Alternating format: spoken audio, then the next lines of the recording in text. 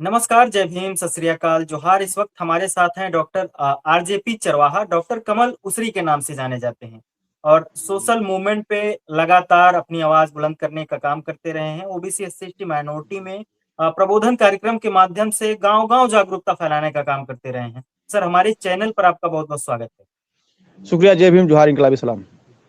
Sir, हमारा जो सवाल है ये लोकतंत्र को लेकर है कि लोकतंत्र में संगठन बनाने की, बोलने की, प्रबोधन करने की सबको आजादी है। लेकिन वहीं बामसेफ का एक प्रोग्राम होना था, राष्ट्रीय अधिवेशन होना था, जो कि 40 सालों से लगातार होता आया है। 40 साल में कभी कुछ नहीं हुआ, लेकिन उड़ीसा के कटक में बामसेफ का राष्ट्रीय अधिवेशन होना था। बीजेपी और आरएसएस के लोगों के द्वारा उस अधिवेशन को रोकने का काम किया गया। क्या कहेंगे आप इस पे? ये देखिए पूरी तरह गलत है। देखिए फिर मैं एक बात आपसे जरूर कहूंगा कि जो इनका शंकराचार्य है, अभी मुक्तेश्वरानंद, उसने कहा था कि भाई मुसलमानों से ज्यादा हमें अम्बेडकरवादियों से डर है। तो ये बामसेफ किसका प्रचार करती है? और तथागत बुद्ध के धम्म का, हमारे जो महापुरुष हैं पेरियार का, ललित सिंह यादव का, ज्योतिबा फूले का, बिरसा मुंडा का। तो यकीनन वो विचार इनके लिए खतरनाक है। इसलिए वो नहीं चाहते हैं कि जो हजारों लोग वहां इकट्ठे होंगे, हजारों लोग इकट्ठे होकर क्या करेंगे? वहां संवाद करेंगे और संवाद करके इस बात का निर्णय लेंगे कि आज जिस तरह का लोकतंत्र की हत्या हो रही है, जिस तरह संविधान की हत्या हो रही है, जिस तरह भारत की संवैधानिक संस्थाएं जिनको हाईजेक कर लिया गया है, चाहे चुनाव आयोग हो, चाहे ईडी हो, चाहे सीबीआई हो, चाहे यहाँ तक कि माफ करिएगा सुप्रीम कोर्ट हो, हर तरह का सब चीज का हो गया है। तो ये कैसे बचेगा, इसका मंथन करते और वहां संवाद करते, संवाद करके इस बात निर्णय लेते हमें ये करना है।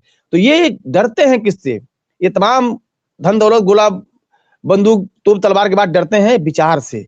और ये गरीब जनता उनसे डरना बंद कर दी, इससे वो डरते हैं।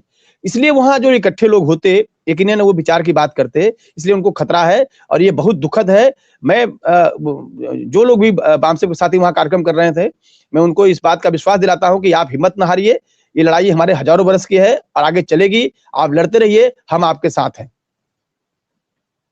बामसेफ के जो राष्ट्रीय अध्यक्ष हैं वामन मेश्राम जी ने 22 फरवरी को नागपुर में आरएसएस का घेराव करने का एक मैसेज देने के लिए कि हम डरे नहीं हैं, हम लड़ने के लिए अभी भी आतुर हैं। तो एक मैसेज देने के लिए उन्होंने एक कॉल किया है आरएसएस हेडक्वार्टर घेराव का, जिसकी तैयारियां सोशल मीडिया पे भी देखने को मिल रहा है कि गांव-गांव स्तर पर लोगों को जगाकर, लोगों को प्रबोधन कार्यक्रमों के माध्यम से जागरूक किया जा रहा है।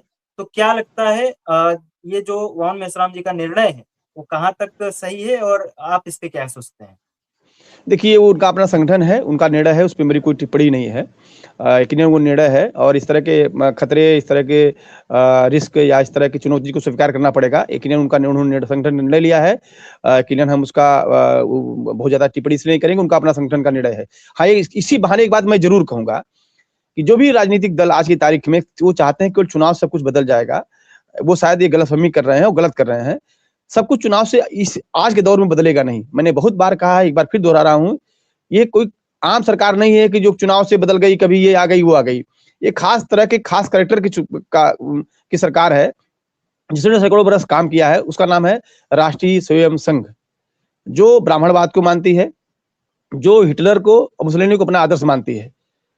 और ये लोग आ गए हैं, ये फांसीवादी निजाम है। ये चुनाव से हिटलर भी आया था जर्मनी में, लेकिन चुनाव से गया नहीं था। इसलिए ये जो राजनीतिक दल के लोग लगातार सब चुनाव से बदलने की कोशिश कर रहे हैं, तमाम दमन, उनको भी मैं चेताना चाहता हूं कि गांव के बीच जाना होगा, किसानों के बीच जाना होगा, मजदूरों के बीच जाना होगा, उनको जगाना होगा। क्योंकि ये सरकार जो भी कुछ बोलेगा उसको बंद कर देंगी। आप सोचिए कि बलात्कारी जेल से बाहर घूम रहे हैं, लेकिन वही आपके वांगचुंग, याद होगा सोनम वांगचुंग का, जिन्होंने लोकतंत्र की बात की, आज जेल बंद है।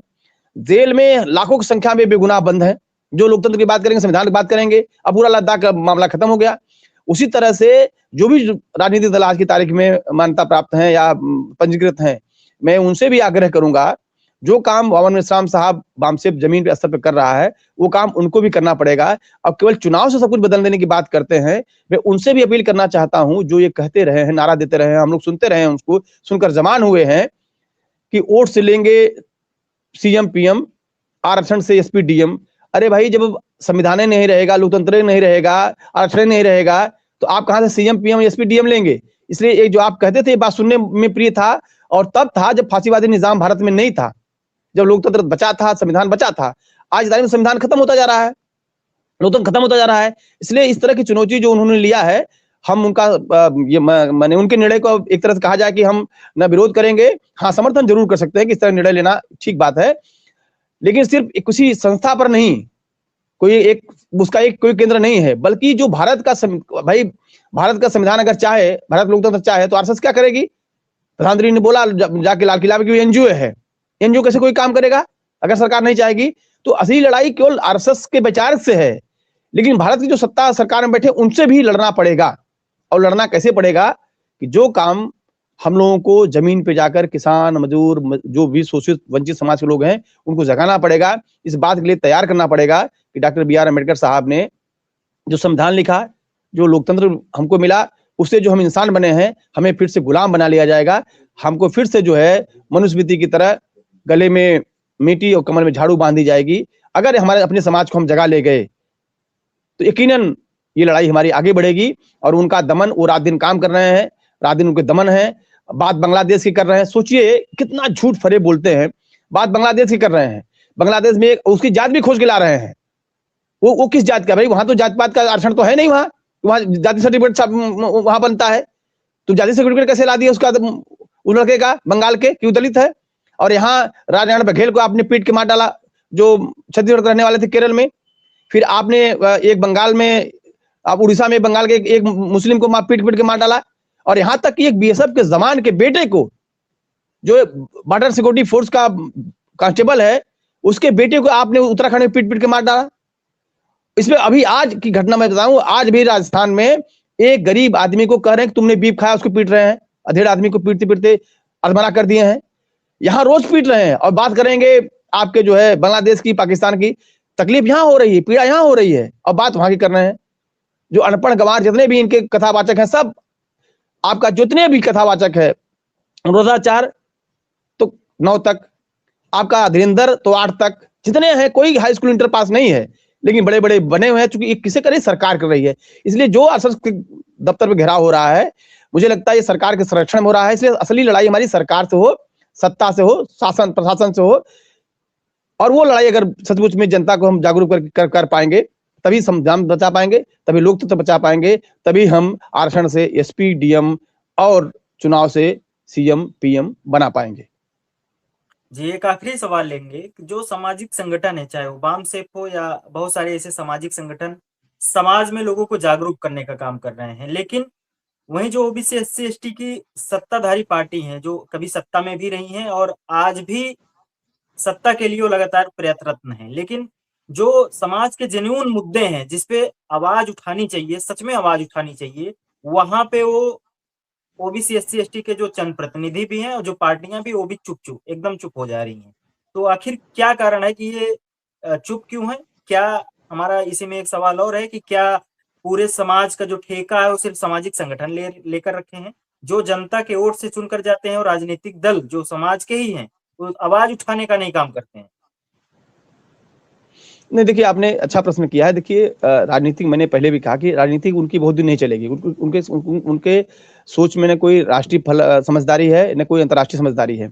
ये आज की तारीख में जितने भी राजनीतिक दल, जिनका आपने जिस तरह इशारा किया, वो सब राजनीतिक दल राजघराने बन गए हैं।